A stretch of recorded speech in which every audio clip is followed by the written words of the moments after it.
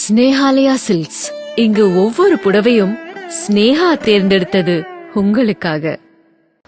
தேர்தல் இருக்கும், திருமாவளவன் தேர்தலில் போட்டியிட மாட்டாரு அப்படிங்கிற சொல்ல வராரு.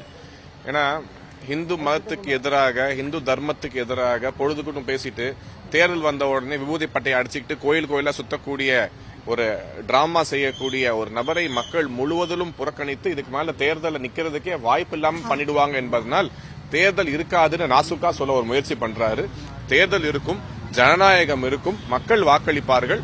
ஆனா இந்த மாதிரி மக்களை ஏமாற்றும் நபர்களுக்கு தேர்தலிலோ பொது வாழ்விலையோ இதுக்கு மேல இடம் கிடையாது என்பதை தான் அவர் மக்களுக்கு சொல்ல முயற்சிக்கிறார்.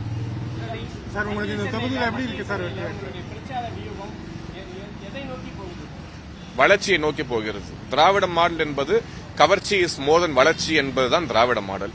கவர்ச்சியை ஒதுக்கிவிட்டு உண்மையான வளர்ச்சியை கொடுத்து ஒவ்வொரு மழைக்கும் வெள்ளத்துக்கும் மக்களுக்கு பிரெட் பாக்கெட்டும் அரிசியும் பருப்பும் கொடுத்து அவங்கள அதே ஏழ்மையில வைத்திருக்காமல் கையேந்தாத நிலைமைக்கு மக்கள் வாழ்வை தரத்தை உயர்த்த வேண்டும் என்பது நோக்கம். அதான் வளர்ச்சிக்கான அரசியல். 30 ஆண்டுகளாக என் குடும்பம் தான் இங்க எம்பியா இருக்குன்னு சொல்றது பெருமை இல்ல. 30 ஆண்டுகளாக இருக்கக்கூடிய மக்களோட வாழ்க்கை எந்த அளவுக்கு மாறி இருக்குது என்பதை சிந்தித்து பார்ப்பதுதான் உண்மையான அரசியல். இந்த தேர்தலில் மக்கள் சிந்திக்க வேண்டிய நேரம் இது. நீங்க உங்களுக்கு யாரெல்லாம் எந்த எம்எல்ஏக்கெல்லாம் வாக்களிச்சீங்களோ, இந்த தொகுதியில் எந்த எம்பிக்கெல்லாம் வாக்களிச்சீங்க, 100 கோடி ரூபாய் சொகுசு வீடு கட்டி சந்தோஷமா இருக்காங்க. உங்களுக்கு ஓட்டு போட சொன்ன வட்ட செயலாளர் கூட இன்னைக்கு இனோவா ஃபார்ச்சுனர் கார்ல போறாங்க. ஆனா உங்க வாழ்க்கை மாறவில்லை என்பதுதான் உண்மை. அதை மக்கள் உணர்ந்து கொண்டு இருக்கிறார்கள். அது மட்டும் இல்லாம மத்திய சென்னையில குறிப்பாக போதை பழக்கம், சிந்தட்டிக் ட்ரக்ஸ் என்பது மிகுந்த அளவில் பரவி உள்ளது. இது பஸ்ல போறவங்க ஆகட்டும், பென்ஸ் கார்ல போறவங்க ஆகட்டும், எல்லாரோட வாழ்க்கையும் பாதிச்சு தமிழ்நாடு ஒரு மிக கேவலமான நிலைமைக்கு எடுத்துட்டு சென்று பெற்றோர்கள் வாழ்க்கையில மண்ணள்ளி போடக்கூடிய ஒரு விஷயம். ட்ரக் ஃப்ரீ சென்னையை உருவாக்குவோம் என்கின்ற சபதம் எடுத்து மக்களை சந்தித்து கொண்டு வருகிறோம். மத்திய சென்னையில வாக்காளர்கள் மனநிலை எப்படி இருக்கு? திரு தயாநிதி மாறன் அவர்களை தொகுதிக்குள்ளே விடமாட்டோம் என்று சொல்லும் அளவுக்கு இன்னைக்கு மக்களோட மனநிலை இருந்து கொண்டு வருகிறது. அவர் இந்த குறிஞ்சி மலர் போல 12 வருஷத்துக்கு ஒரு தடவை பூக்கிறது போல 5 ஆண்டுக்கு ஒரு மாதிரி தேர்தலுக்கு ஹாய்னு கை காமிச்சிட்டு போயிடுறாரு. அதுக்கப்புறம் பக்கம் வரமாட்டாரு. இன்னும் சொல்ல போனா சொந்த கட்சிக்காரங்க திமுக உள்ள நிர்வாகிகளோட இல்ல திருமண விழாக்கள் ஆகட்டும், இல்லைன்னா சோக காரியங்கள் கூட தலை காட்டாத ஒரு எம்பி இருப்பார் என்றால் அது தயாநிதி மாறன் தான். திமுக காரங்களே அவருக்கு தேர்தலில் வேலை பார்ப்பதற்கு தயாராக இல்லை. தமிழ்நாட்டில் பாஜக பிரதானமா எதிர்க்கக்கூடிய கட்சி திமுக. அதிமுகவோட கூட்டணி வச்சு கடந்த முறை தேர்தலில் சந்திச்சிருக்காங்க. அதிமுகவோட உங்களுக்கு நட்பு இருக்கிறது.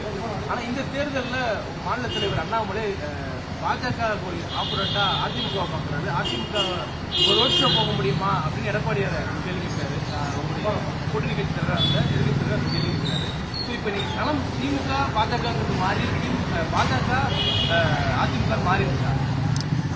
திமுக மக்களை, அதாவது இந்த ஈவில் எது ரொம்ப கொடிய ஈவில் அப்படின்னு சொல்ல போனா, தமிழகத்தை பொறுத்தவரை திராவிட முன்னேற்ற கழகத்தை விட தமிழர்களையும் தமிழ்நாட்டையும் வஞ்சித்த கட்சி எதுவுமே கிடையாது.